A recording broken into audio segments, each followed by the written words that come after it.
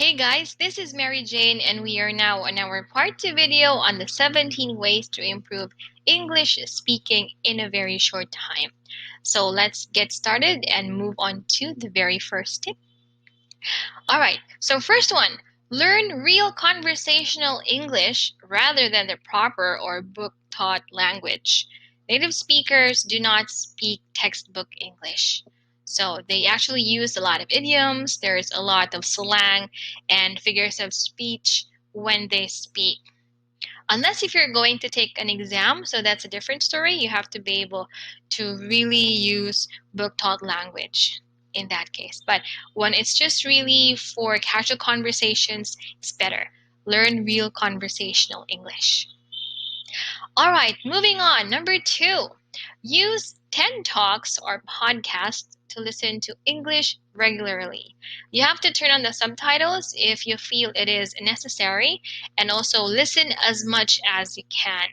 You must be able to understand English when spoken to, and be able to speak back in English as well. So use the TED Talks and podcasts as much as possible. 3, keep a diary in English. Learn to express ideas in English also.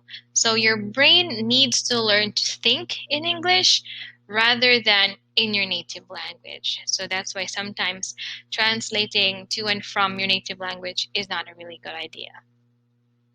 Moving on, let us have number 4. Okay, avoid studying such the International Phonetic Alphabet, although in our other videos we actually recommend you to try this one if you can. So sometimes it is also good to just learn the pronunciation through the ear. No one ever improves pronunciation and accent by something or watching someone else's shape of the mouth. That can be difficult, but hearing is better. So you improve English speaking by speaking, not just watching also.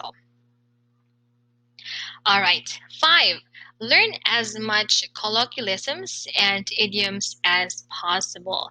Colloquialisms and idioms may actually vary a lot depending on whether you are learning British English or American English. So you have to be able to know the differences. 6, never memorize vocabulary. Rather, learn how you're going to actively absorb new words. So that means that every new vocabulary that you learned, you have to be able to use them. That's why I always recommend my students that if they're able to have new vocabulary, they have to use that within 24 hours.